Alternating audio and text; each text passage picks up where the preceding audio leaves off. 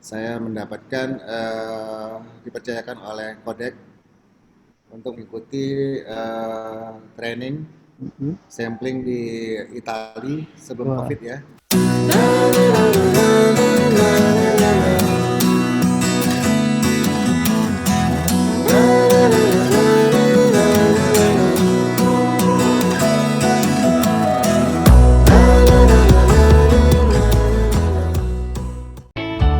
Hai rekan Smart, kami mau bagi-bagi hadiah nih buat rekan Smart pemirsa setiap Purnama Lab TV.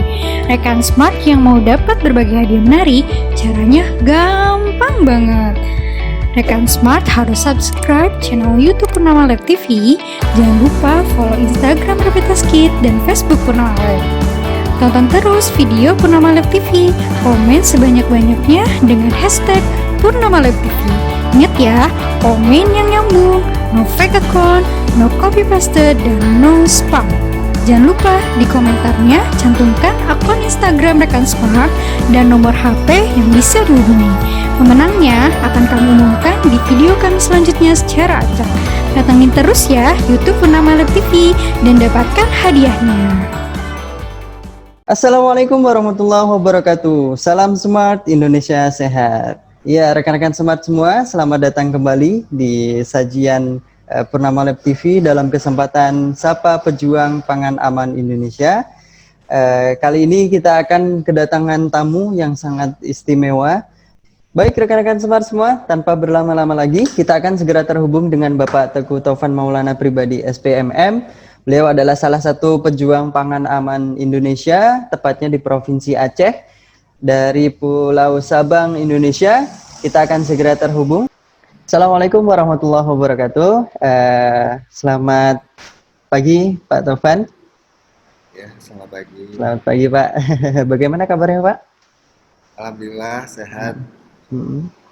diberi kesehatan, masih Mm-mm. diberikan umur panjang, Mm-mm. dan masih bisa kita berjumpa untuk Ya. hari ini. Kondisi di Aceh bagaimana Pak saat ini? Eh, Kondisi Aceh relatif lebih stabil dan lebih Mm-mm. aman. Mm-mm. Kita berdampak dengan COVID juga sangat kecil mungkin di seluruh Indonesia, yang paling Mm-mm. terkecil adalah Aceh. Mm-mm.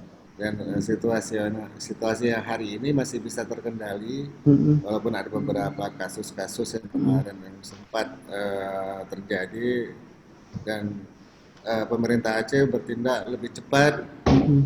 lebih efisiensi dalam memanfaatkan situasional yang membuat masyarakat tidak terlalu panik dalam menghadapi COVID-19 ini. Baik, baik. Baik, terima kasih atas penyampaian kabarnya Pak. Ini juga nanti bisa jadi kabar untuk rekan-rekan Smart semua yang ada di seluruh Indonesia, pemirsa channel Purnama Lab TV. Insya Allah kita hari ini akan melakukan satu program yang namanya Sapa Pejuang Pangan Aman, yang dalam kesempatan hari ini kita sudah bersama Bapak Tengku Taufan dari Provinsi Aceh. Kami persilakan Bapak untuk memperkenalkan secara singkat Pak, mungkin terkait aktivitas Bapak, terus kemudian tugas Bapak seperti apa, begitu. Mungkin aktivitas yang berkenaan menjaga keamanan pangan Pak di tengah pandemi seperti ini, khususnya di Provinsi Aceh sendiri seperti apa, begitu nanti Bapak bisa sampaikan secara singkat. Baik, terima kasih. Assalamualaikum warahmatullahi wabarakatuh. Waalaikumsalam warahmatullahi wabarakatuh. Saya Teguh Taufan Maulana Pribadi. Saat ini saya dipercayakan oleh pemerintah Aceh menjabat Kepala Bidang Keamanan Pangan di Dinas Pangan Aceh. Dan hari ini, sampai dengan saat ini, saya sudah menjabat sekitar kurang lebih 9 bulan. Dan begitu banyak yang sudah saya dapatkan dari berbagai macam pelatihan-pelatihan tentang keamanan pangan, hingga terakhir saya mendapatkan dipercayakan oleh Kodek untuk mengikuti training Mhm. sampling di Italia sebelum Wah, COVID ya, iya ya, luar kurang biasa lebih Pak. di akhir bulan Desember. Desember awal bulan kemarin. Desember kemarin, selama 2 minggu saya mendapatkan pelatihan tentang mycotoxin. Hmm. Bagaimana situasinya di sana tuh masih aman, tentram, dan Betul betul. tidak terbayang saya tiba-tiba Italia Hari itu ini bisa Pak ya, down. betul betul. Iya, Bahkan akibat jadi COVID. sempat jadi yang terbesar Pak ya kasusnya. Iya benar. Iya. Eh, Mm-mm. Dan itu termasuk salah satu yang terbesar di dunia, Betul betul. kasus COVID-19 yang ada di Italia. Dan Mm-mm. saya mendapatkan begitu banyak apa namanya ilmu di sana, bagaimana mereka mempersiapkan dan memfasilitasi Mm-mm. kegiatan-kegiatan tentang keamanan pangan, Mm-mm. dan sangat-sangat ketat aturan-aturan yang ada di Uni Eropa tersebut. Mm-mm. Mm-mm. Wow, saya pikir Oh, itu hal yang fantastis, tidak seperti kita yang mungkin betul, masih betul. tidak terlalu apa namanya, tidak fokus terhadap keamanan pangan Keamanan itu. pangan Dan Pak, betul. Mm-mm. Mm-mm. Mm-mm. kemudian untuk di Aceh sendiri, Mm-mm. situasional hari ini, saya melihat mungkin dalam beberapa hari kemarin, 2 hari kemarin di Aceh ada beberapa kejadian-kejadian tentang Mm-mm. COVID-19. Tapi yang saya perhatikan masyarakat tidak terlalu panik. Mm-mm. Kita masih bisa beraktivitas seperti biasa, masih berkantor, masih sering berkomunikasi sama teman-teman Mm-mm. dengan menerapkan protokol kesehatan Kesehatan seperti Pak ya. menjaga jarak, ya kan, dengan masker, kemudian dengan ya selalu menjaga kebersihan dengan cuci tangan segala macam lah. Baik, baik. Mungkin itu hal yang paling kecil yang mungkin kita bisa terapkan untuk diri kita Betul Pak, sendiri. betul betul. Iya. Dan sekian saja yang mungkin yang bisa saya gambarkan Ah, tentang diri saya. baik baik.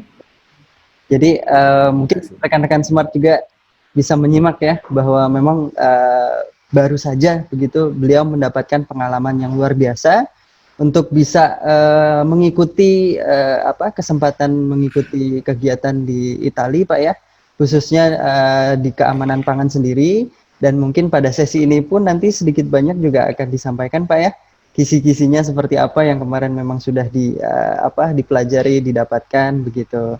Nah, jadi di kesempatan dengan tema bagaimana menjaga keamanan pangan di tengah pandemi seperti ini, nanti akan kita bahas bersama dengan Bapak Teguh Tovan dengan beberapa sesi Pak ya. Nanti akan ada sesi penyampaian materi dari Pak Tovan, nanti uh, akan ditampilkan slide untuk kelengkapan materinya begitu Pak.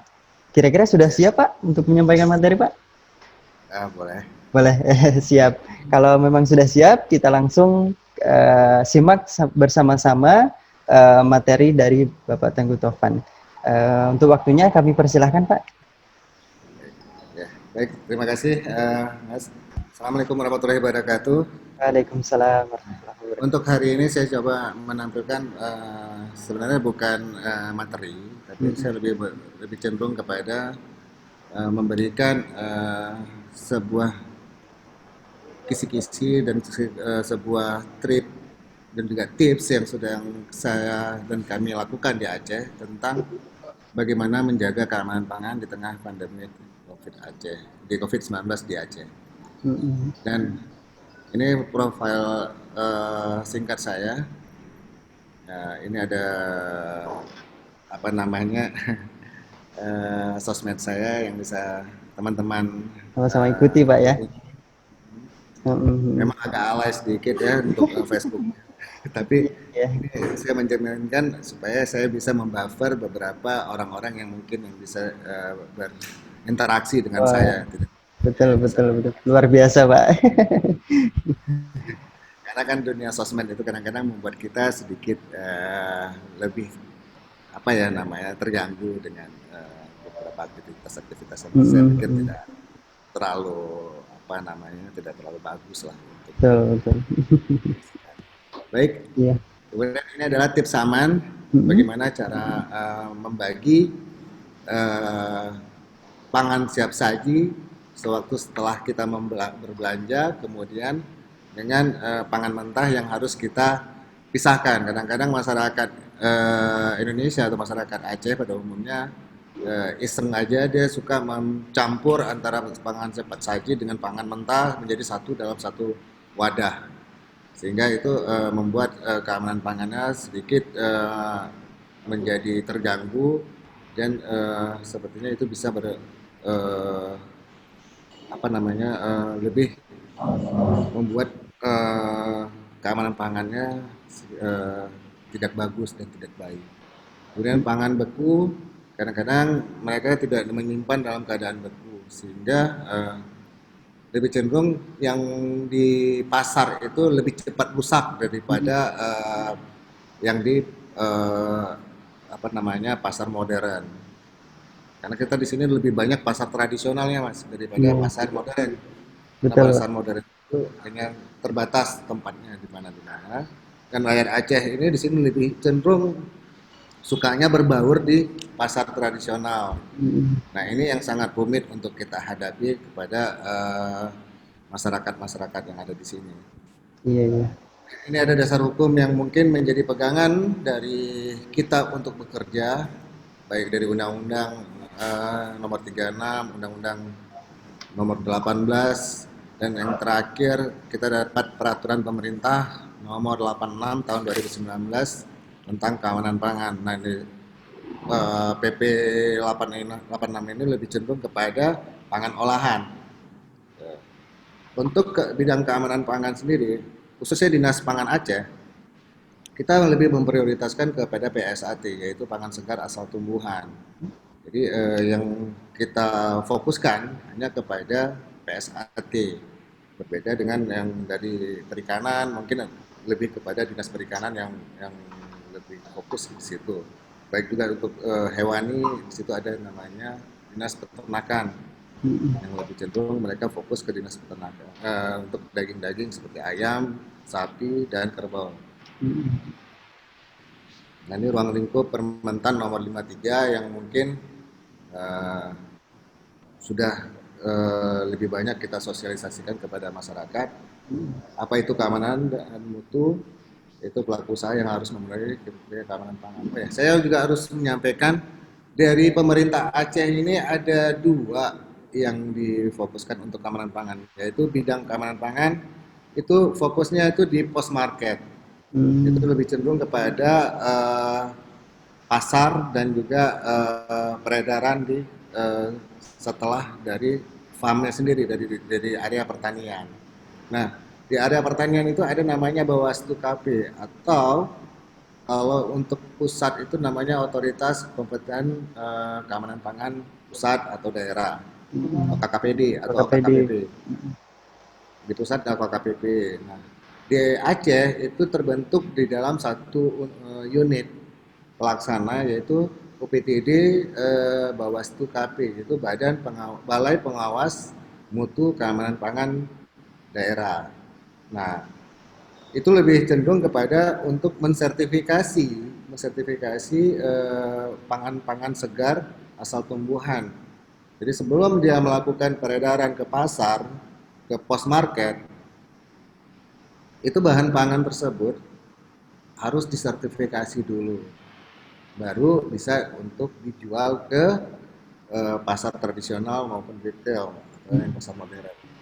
Nah, menyambut dengan ruang lingkup Permentan nomor 53 ini, kita bersinergi sama Bawaslu KP untuk mensosialisasi, kan ini baru 1 tahun kemarin baru aktif di 2019 Mm, dan di 2020 rencananya di 2020 di bulan Januari kemarin kita sudah mau bekerja untuk lebih aktif agar Permentan 53 ini bisa berjalan di Aceh.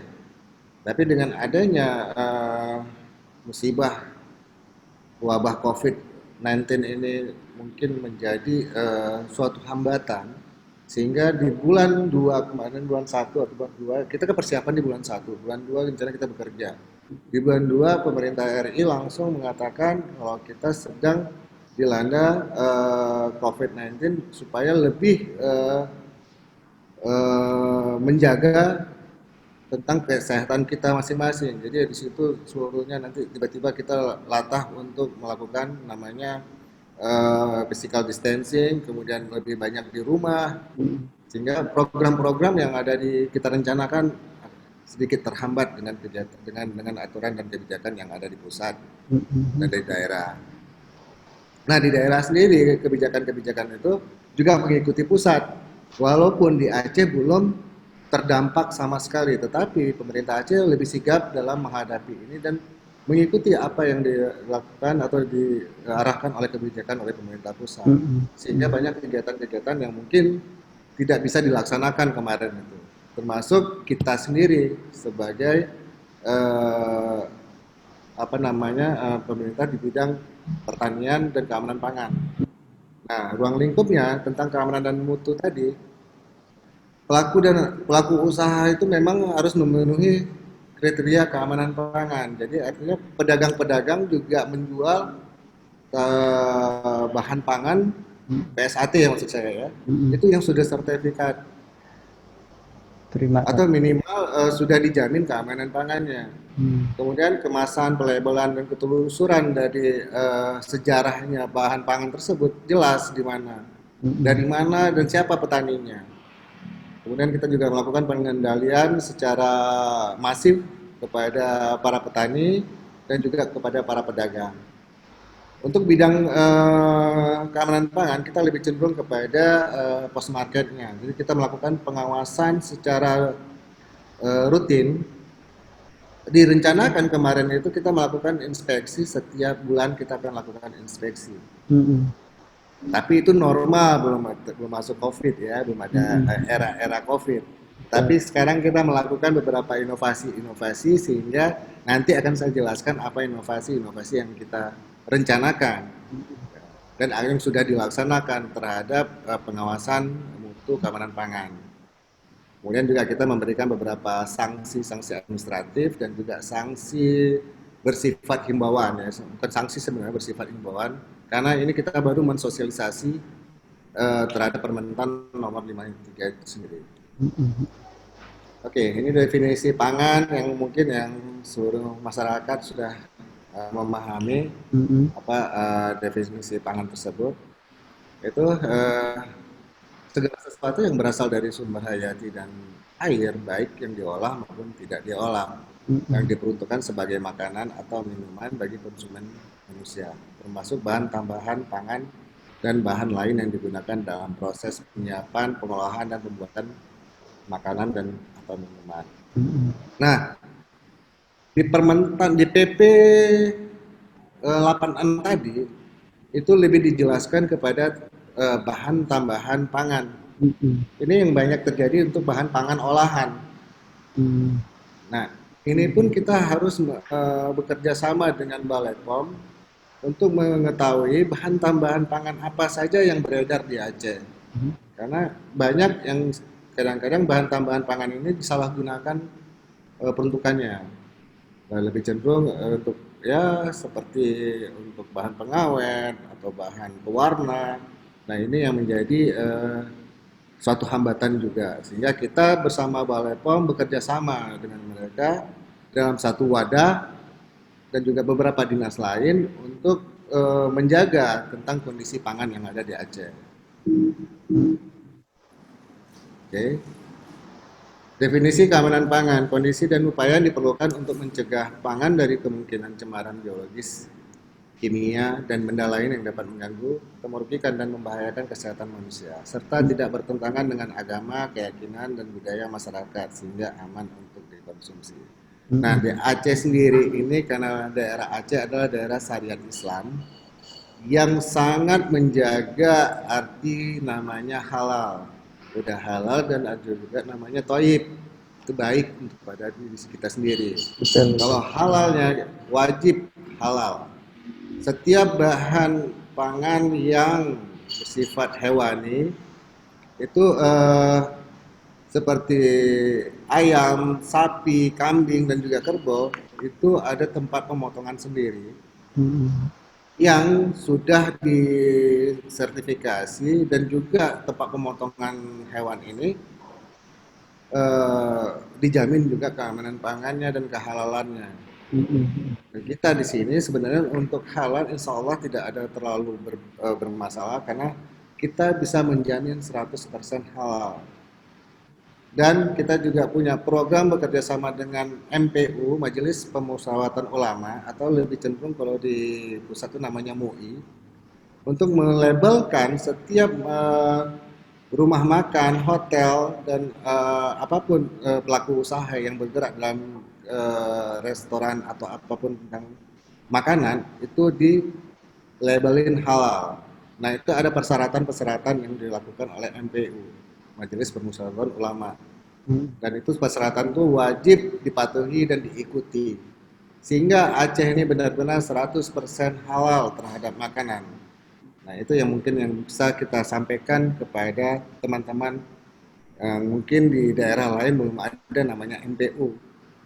Paling yang di daerah lain yang ada itu MUI ya, MUI. Kalau kita sudah majelis di sini, Majelis Permusyawaratan Ulama. Jadi setiap makanan, setiap bahan pangan wajib disertifikasi halal.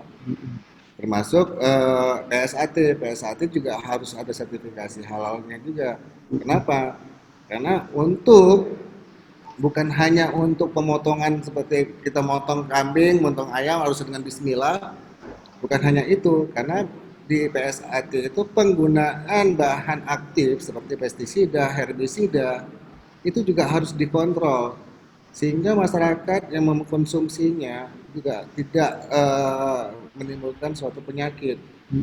Jika suatu bahan pangan menimbulkan penyakit berarti itu tidak halal karena sudah mencederai masyarakatnya sendiri. Dan itu harus ada pantauan dari pihak keamanan pangan. Nah, ini yang harus kita fokuskan untuk bidang keamanan pangan terhadap peredaran PSAT. Kalau untuk hewani mungkin sudah di bidang dinas peternakan. Kemudian kalau ikan itu juga harus lebih diprioritaskan juga karena sekarang juga banyak penggunaan formalin untuk mengawetkan ikan tersebut. Nah, ini juga dikontrol. Kalau ikan tersebut sudah digunakan formalin, artinya ikan tersebut juga tidak halal lagi karena sudah membuat masyarakat sakit, masyarakat tidak sehat terhadap konsumsi makanan tersebut. Jadi hal-hal yang diberikan, yang disebutkan kemarin, untuk di Aceh itu bukan hanya pada saat proses, tapi juga pada saat sebelum proses ini juga disebut harus halal. Sehingga ada bahasa namanya halalan toiban bahasa Arab. Kok pedagang itu marah, lu ngapain? Kok takut sama saya kan nggak kena COVID gitu. Iya. Tapi itu yang harus kita berikan. Artinya new normal, dengan kondisi new normal si pedagang ini harus meyakinkan diri ini bukan sebagai ejekan atau mencederai hatinya, tapi ini adalah cara salah satu yang untuk menghambat peredaran COVID-19 ini.